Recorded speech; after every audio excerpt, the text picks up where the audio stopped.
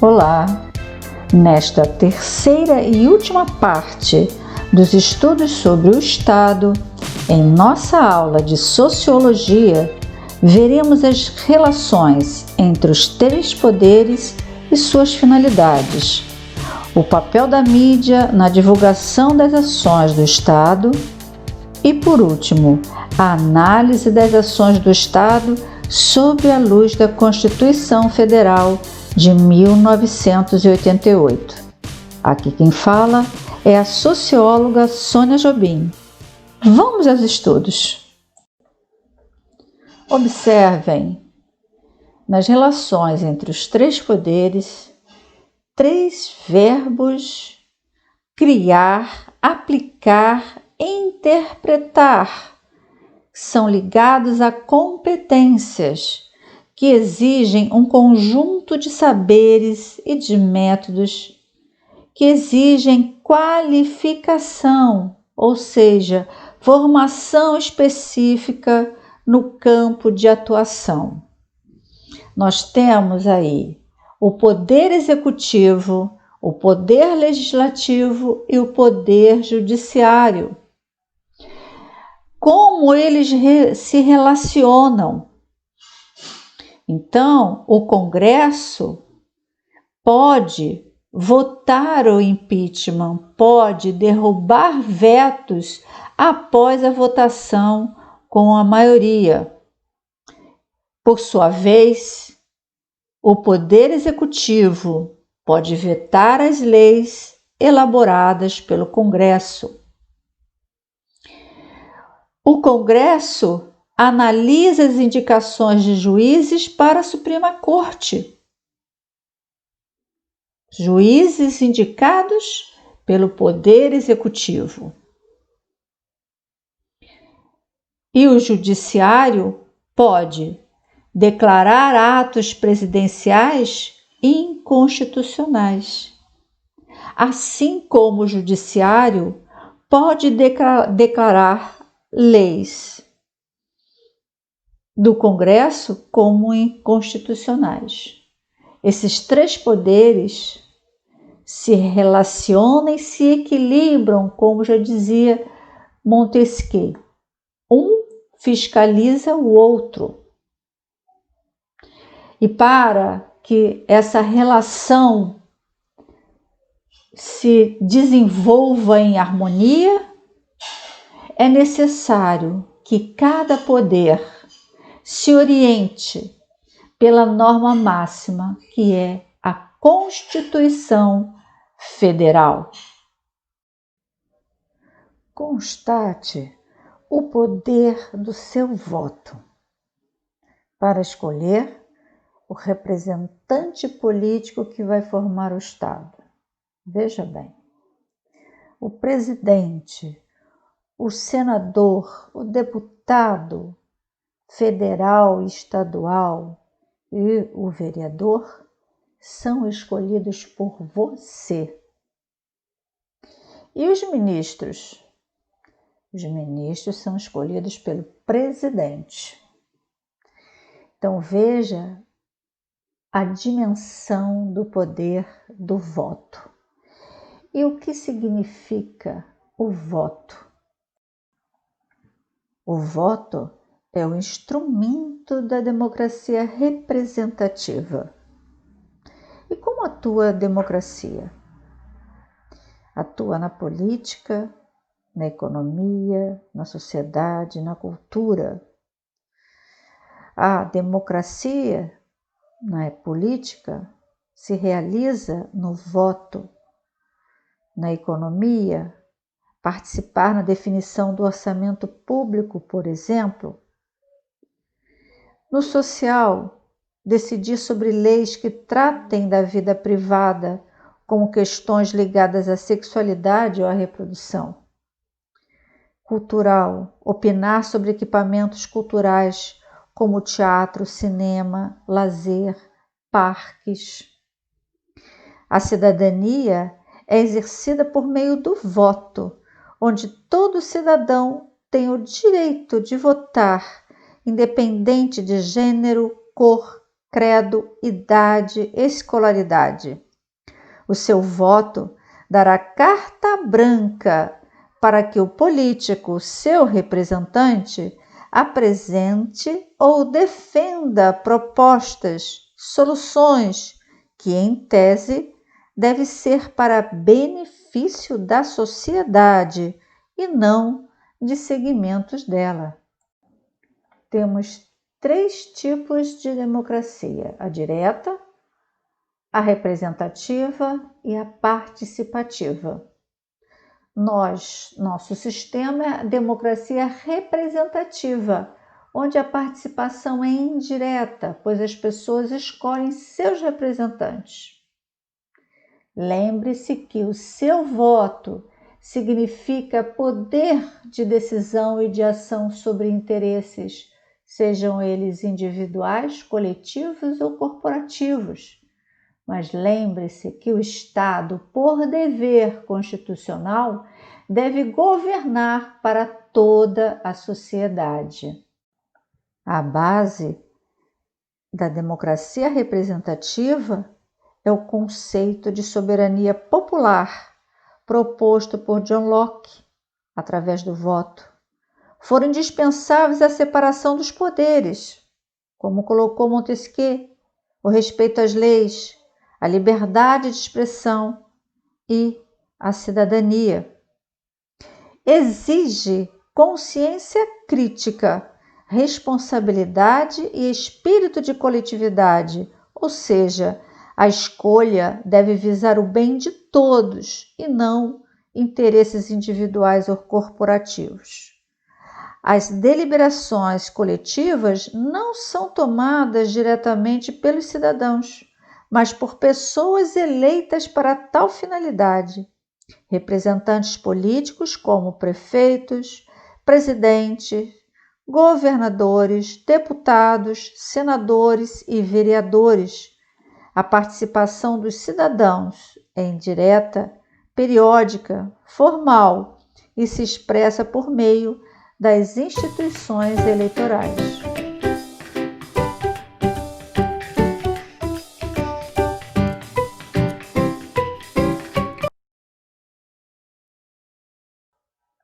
O Poder Executivo comumente exerce a função administrativa da burocracia estatal. No Brasil, em nível federal, há o Presidente da República como chefe de Estado e de governo. Em nível estadual, há os governadores e em nível municipal, os prefeitos. Em geral, o Poder Executivo faz cumprir os direitos e garantias fundamentais estabelecidas pela Constituição. Além disso, é responsável por colocar as leis, mesmo aquelas com alto grau de abstração em prática, e dessa forma prestar serviços à população. O Poder Legislativo tem como função ordenar e criar leis para o país, além de julgar e fiscalizar as políticas do Poder Executivo. Também pode ser dividido pelas 3 esferas.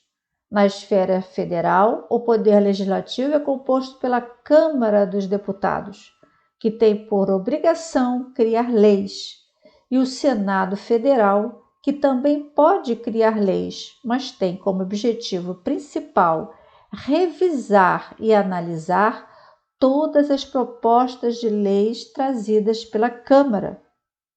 Quando pensamos no âmbito estadual, o Legislativo vem representado pelos deputados estaduais e no municipal pelos vereadores.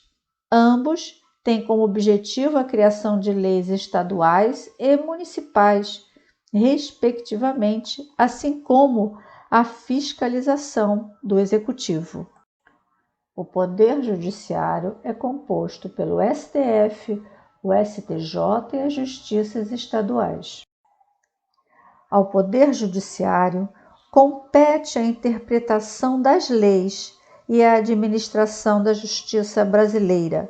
Com isso, esse poder julga e administra conflitos de interesses e ações, como também julga o descumprimento da lei, tanto para os cidadãos quanto para os políticos.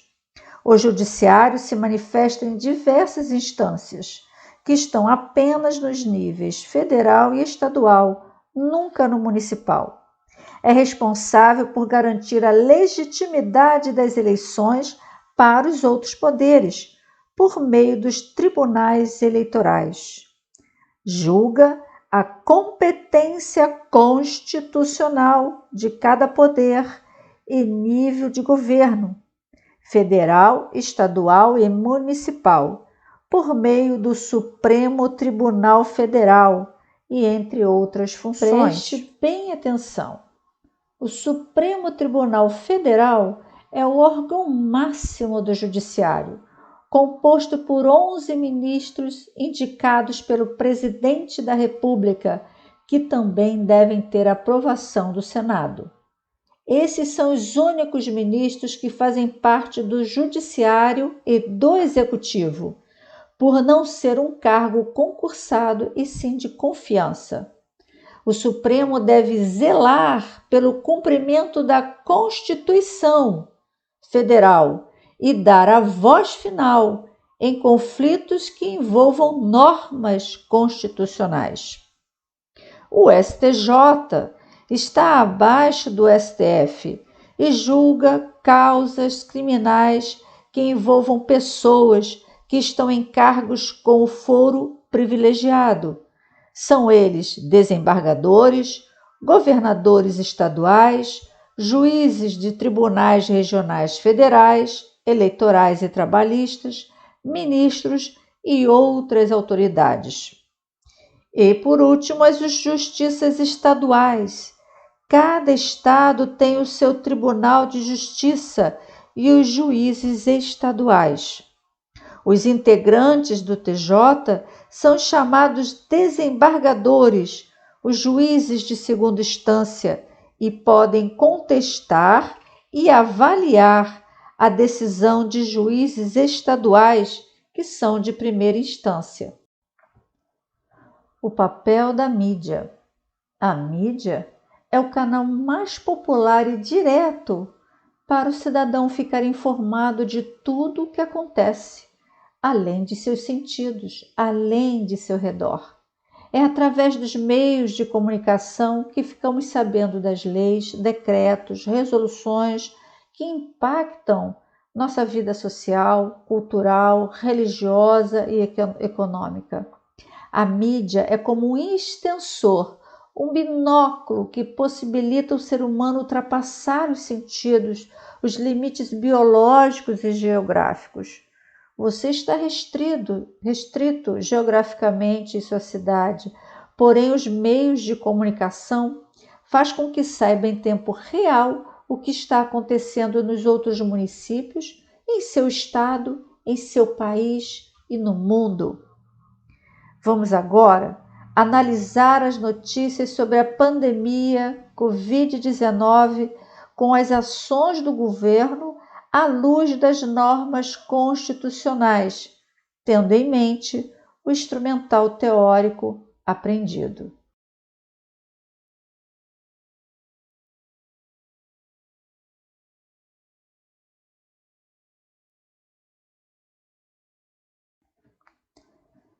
Em 22 de setembro de 2019, é noticiado a apresentação do relatório Um Mundo em Risco à ONU. Pedia ações urgentes, abre aspas.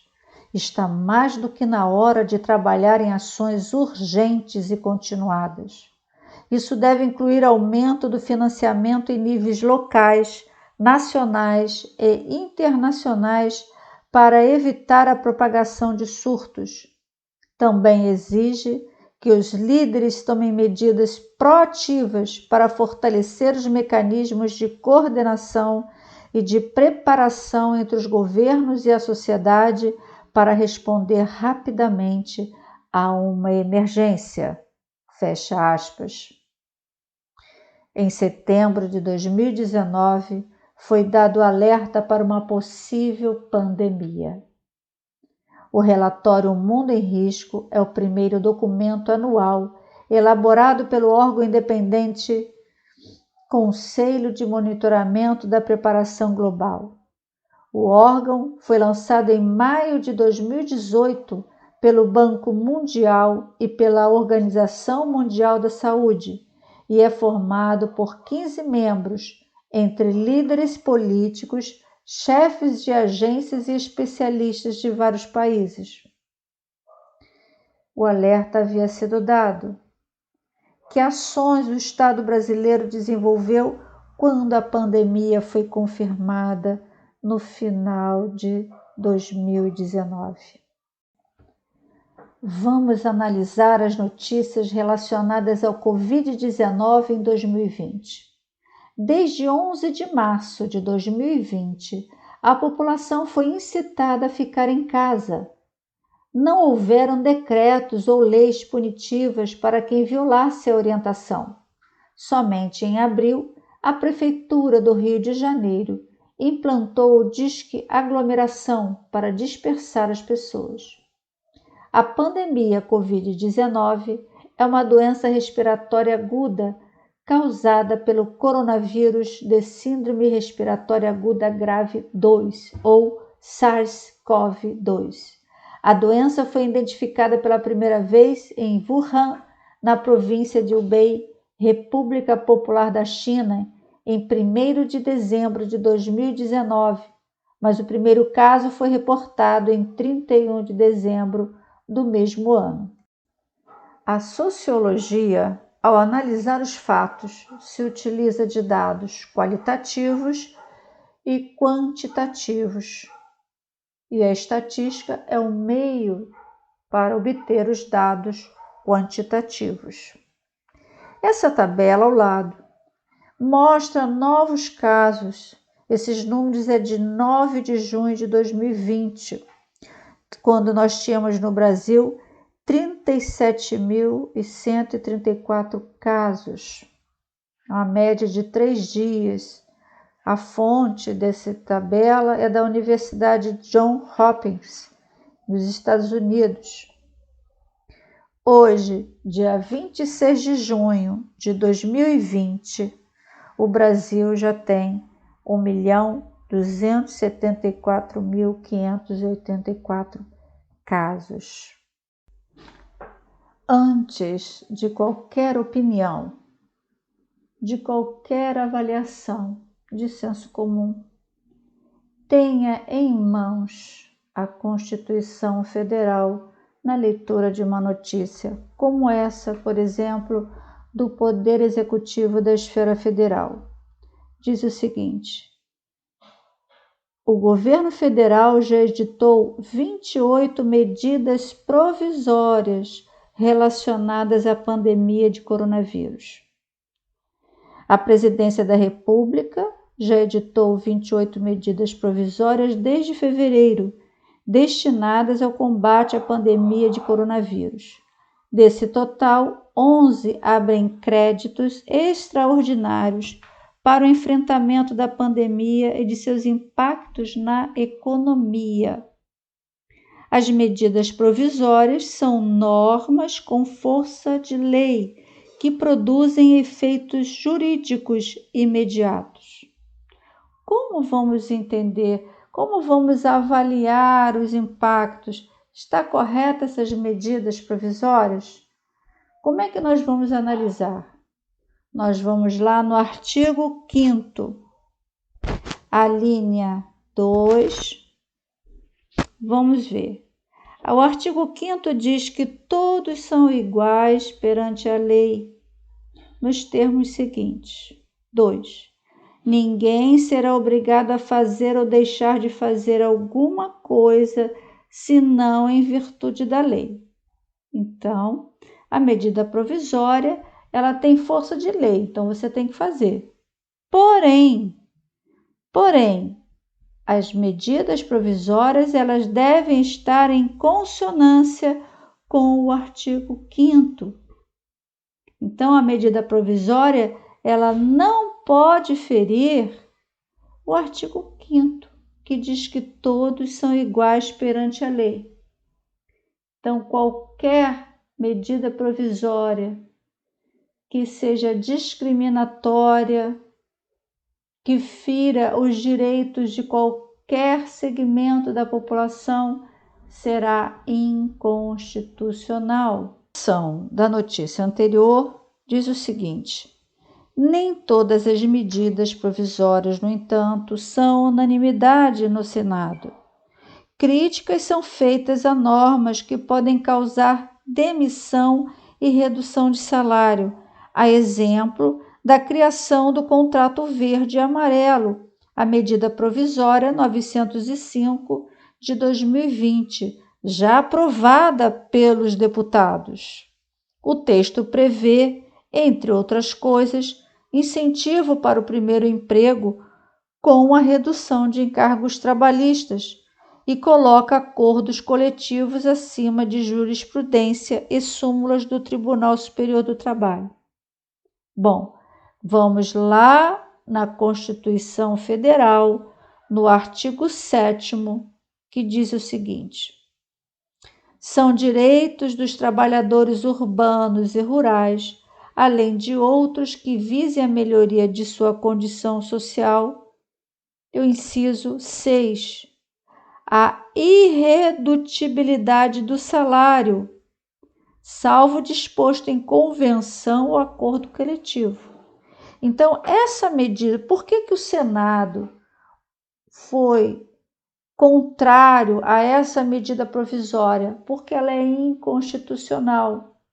Segundo o capítulo 2, o artigo 7º, inciso 6, diz que é direito do trabalhador a irredutibilidade, não se pode reduzir salário. Então, na hora que a gente ler uma notícia, antes da gente fazer qualquer crítica, temos que buscar fundamento. E aonde a gente busca o fundamento, a informação para basear a nossa crítica?